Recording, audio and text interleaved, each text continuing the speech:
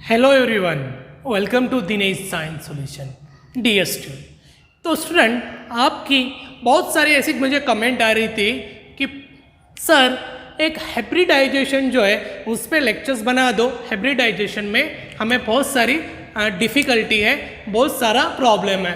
तो मैं बोला ठीक है, चलो बना देता हूँ। तो आज जो है आपके लिए एक स्पेशल लेक्चर्स है, उसका नाम है हाइब्रिडाइजेशन। हाइब्रिडाइजेशन हमें अल्किन में है, स्ट्रक्चर ऑफ अल्किन है, बट इसके पहले हमें इसके एक्चुअली कॉन्सेप्ट हमें समझना है।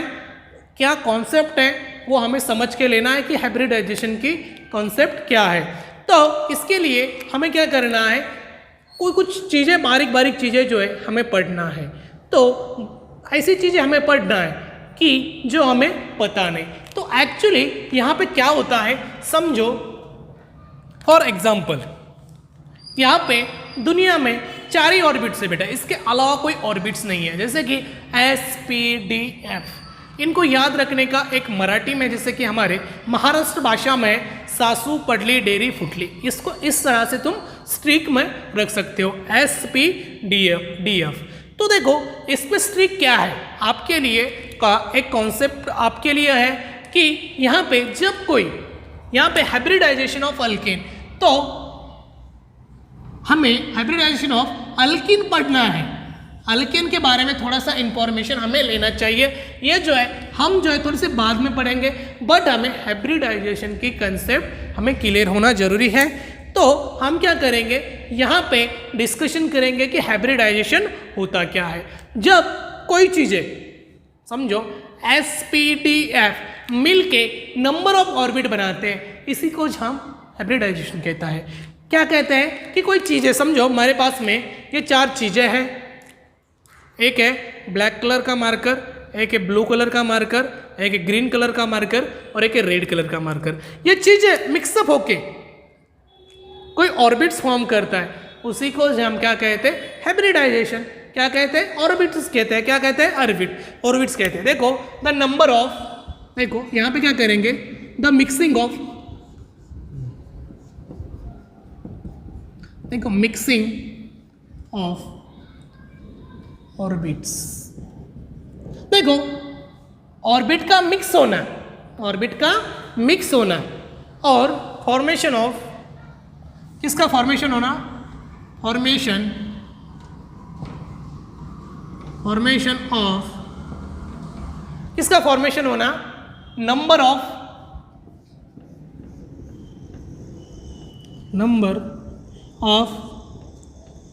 ऑर्बिट्स। देखो कोई ऑर्बिट का मिक्सिंग होना और फॉर्मेशन होना, किसका होना, नंबर ऑफ ऑर्बिट्स का, इज नोन एज हाइब्रिडाइजेशन।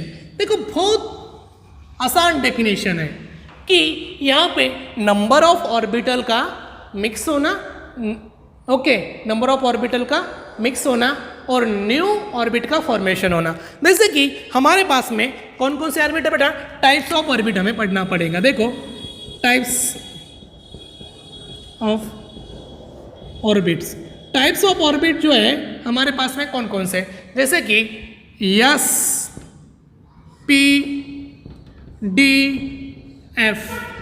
इसको किस तरह से याद रखोगे, SPDF, सासू पडली डेरी फुटली, एक मराठी में कहावत है बेटा, इस तरह से तुम इसकी स्ट्रिक रख सकते हो, बहुत आसान स्ट्रिक है। तो S का मतलब होता है what is by shape, what is by shape of yes.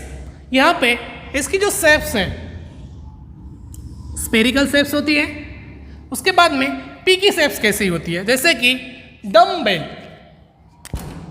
For example यहाँ पे इस तरह से इसकी ऑर्बिट होती है, किसकी, ये S की हो गई, ये P की हो गई, उसके बाद में D की ऑर्बिट्स हमें बनाना है। तो देखो D की ऑर्बिट बनाते समय हमें क्या करना है, देखो डबल डम्बेल्स, एक मिनट इसको रब कर देता हूं। देखो इस तरह से इसकी ऑर्बिट्स होता है, एक किसका है, D का, और F जो है कॉम्प्लेक्स नंबर फॉर्म करता है। कैसा फॉर्म करता है, कॉम्प्लेक्स नंबर। मैं यहाँ पे लिख देता, देखो यहाँ पे इसकी एक अच्छी तरह से मैं आपको डायग्राम निकाल देता हूँ। यहाँ पे बोझ दी ये हो रहा है अपने SP डी। डी जो होता है, डी का हमें शेप निकालना है, डबल बेल, डम बेल होता है उसको, डबल डम बेल शेप बोलते हैं। क्या बोलते हैं? डबल डम बेल शेप्स। तो यहाँ पे क्या करना है बच्चों, हमें देखो इस तरह से इसकी ऑर्बिट्स होती है। किसकी है? डी की है। उसके बाद में यप की ऑर्बिट्स हमें यहाँ पे निकालना है। यप का ऑर्बिट कैसा होता है उसके बारे में हमें डिस्कशन करना है। इसी को हम बोलते हैं कॉम्प्लेक्स। क्या बोलते हैं? कॉम्प्लेक्स बोलते हैं इसको। क्या बोलते हैं? Complex shapes.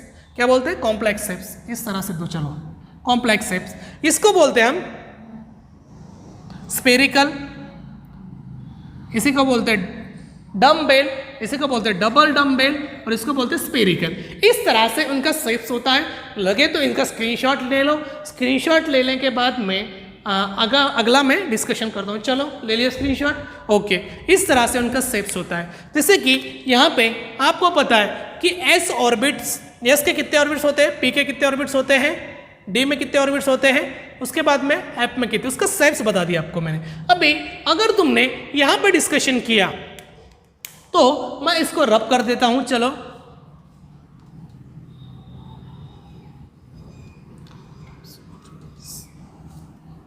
देखो, अगर टाइप्स ऑफ ऑर्बिट्स हमने देखे, टाइप्स ऑफ ऑर्बिट देखे बेटा, तो यहां पे कितने टाइप्स के ऑर्बिट्स हैं उसके हमें पढ़ना है। तो देखो यहां पे अगर देखे, इसका शेप्स देख लिया हमने इसके पहले, sp3 हाइब्रिडाइजेशन, उसके बाद में एक नंबर हो गया, 2 नंबर जो है यहाँ पे sp2 हाइब्रिडाइजेशन, और 3 नंबर जो है sp हाइब्रिडाइजेशन। ओके, तो यहाँ पे ये 3 ऑर्बिट्स के मैंने यहाँ पे स्ट्रक्चर्स आपको बता दिए। कौन कौन से? sp3, sp2 और sp। तो यहाँ पे नंबर ऑफ ऑर्बिट्स कितने रहते हैं, तो बहुत ही आसान तरीके आपको बताने जा रहा हूँ मैं कि यहाँ पे क्या करना है, हमें नंबर ऑफ ऑर्बिट्स कैसे रहते हैं उसके बारे में डिस्कशन करना है। फॉर एग्जाम्पल यहाँ पे मेरे पास में s है, यहाँ पे 1s, s का एक ऑर्बिट रहेगा, उसके बाद में p जो है इसके 3 ऑर्बिट्स रहेंगे। ओके, एक s का रहेगा, 3 s के रहेंगे। तो यहाँ पे 4 मीन्स 1s प्लस 3p, बोले तो 3sp, नहीं सॉरी 4sp3 हाइब्रिडाइजेशन। समझ में आया? मीन्स इसका एडिशन करो, इनका एडिशन करो, बोले तो क्या आ गया? 4sp3 hybridisation. तो क्या नाम है इसका? sp3 hybridisation. उसके बाद में नेक्स्ट हमें कंसेप्ट ऐसे सीखना है, यहाँ पे कितना ऑर्बिट है? s का एक ऑर्बिट है, इसीलिए 1s और p के कितने? 2। तो यहाँ पे कितने आएंगे? देखो 1s प्लस 2p, बोले तो कितना आएगा?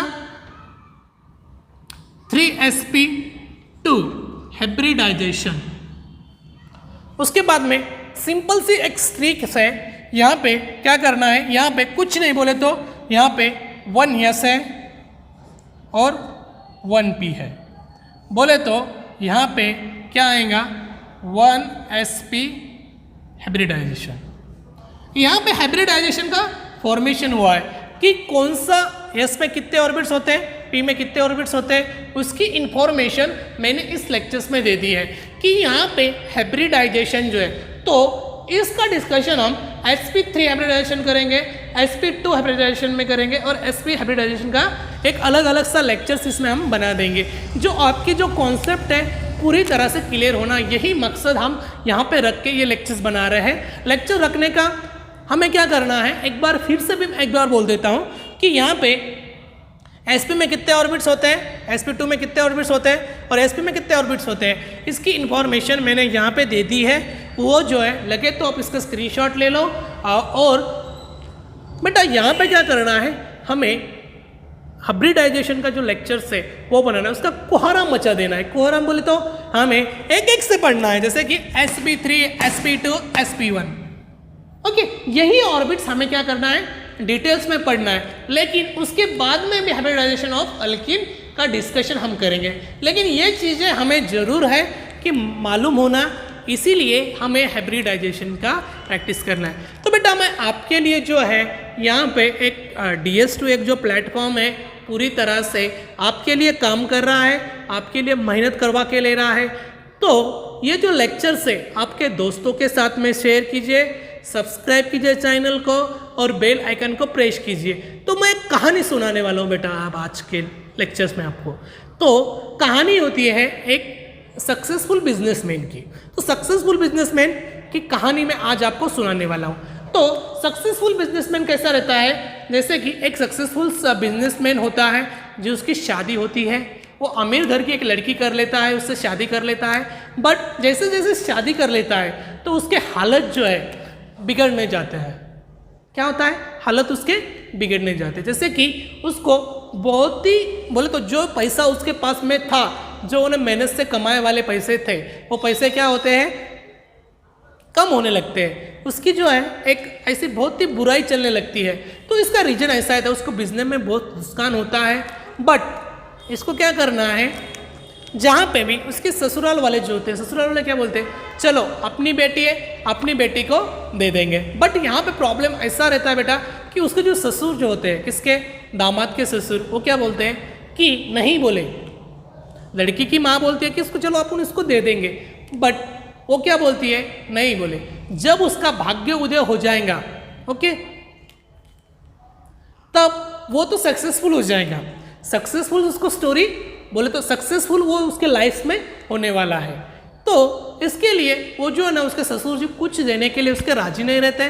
बट एक दिन ऐसा होता है जब दामाद जी अपने ससुराल में जाते हैं। ससुराल में जाते समय तो वहाँ पे उसको पता है कि उसकी जो मदर इन लॉज है, मदर इन लॉज क्या करती है, कुछ बूंदी के जो अपने ये होते हैं, लाडू होते हैं, वो लाडू के अंदर क्या करते हैं, कुछ सोने की अशरफिया छुपा रख देती है और उस दामाद जी को वो दे देता है। उस दामाद जी का भाग्य उदय जो ऐसा रहता है, भाग्य उदय ऐसा होता है कि उसके पास में कुछ पैसे नहीं रहते, उसकी जो बहुत गरीब कंडीशन चालू रहती है। इसकी वजह से कुछ मिठाई हलवाई की दुकान रहता है, वो जो बूंदी के जो लाडू है उसको वो बेच देता है, कुछ चंद पैसे उसको मिल जाते हैं। लेकिन उसको पता नहीं है कि इसमें जो है सोने की कुछ अशरफिया है, इसमें सोना छुपा है, उसके पता नहीं रहता। उसको क्या लगता है कि ये जो लाडू है मैं बेच कर 4 पैसे कमा लूंगा, तो वो पैसे लेके निकल जाता है। लेकिन उसको नहीं पता होता कि इसमें पूरा सोना है, गोल्ड है। तो वो क्या करता है, उस दुकानदार को वो बेच देता है। बेच देने के बाद में वही पैकेट उसके ससुर जी लेने आते हैं उस दुकान में। जिस दुकान में उसने मिठाई बेचा है उस दुकान में उसके ससुर जी आते हैं और वही सेम पैकेट वो लेके जाता है। जब लेके जाता है, जब वो दामाद जी की मदर इन लॉज देखती है तो उसमें जो है वही सेम पैकेट जो दामाद जी को दिया था, उसमें सोने की अशरफिया होती है, सोने का सोना होता है, उसमें गोल्ड होता है। बट उसको नहीं पता था कि मेरे भाग्य में क्या मिलने वाला है। तो बेटा यहाँ पे आपको कहने की वजह ऐसी है कि आपको जो है आपके नसीब के सिवाय और आपके मेहनत के सिवाय कुछ मिलने वाला नहीं है। तो इसीलिए आप जो है कंटिन्यू मेहनत करो। कंटिन्यू मेहनत करने के बाद में आपको सक्सेसफुल जरूर मिलेगा। यही कहने जा रहा हूँ मैं कि सक्सेसफुल आपको जरूर मिलेगा। एक दिन क्यों नहीं मिलने वाला सक्सेसफुल, लेकिन हमारा जो काम है पूरी तरह से हम करेंगे ईमानदारी से, तो हमें सक्सेस मिलेगा। तो मेरा कहने का मतलब है कि भाग्य से ज़्यादा तुम्हें कुछ मिलने वाला नहीं है। इसीलिए आपको कठोर मेहनत करना है, कठोर परिश्रम करना है, उसके बाद में आपको कुछ ना कुछ मिलेगा जरूर है। तो बेटा यहाँ पे हम हाइब्रिडाइजेशन का लेक्चर रुकते हैं। तो नेक्स्ट लेक्चर में sp3 का हाइब्रिडाइजेशन के बारे में डिस्कशन करेंगे। उसके बाद में sp2 और sp3 का sp का हाइब्रिडाइजेशन हम देखेंगे। तो एक एक करके हमें चीज़ें ये सीखना है। तो रुकते यही और कल का जो लेक्चर है हम इस पे बनाने वाले। Thank you.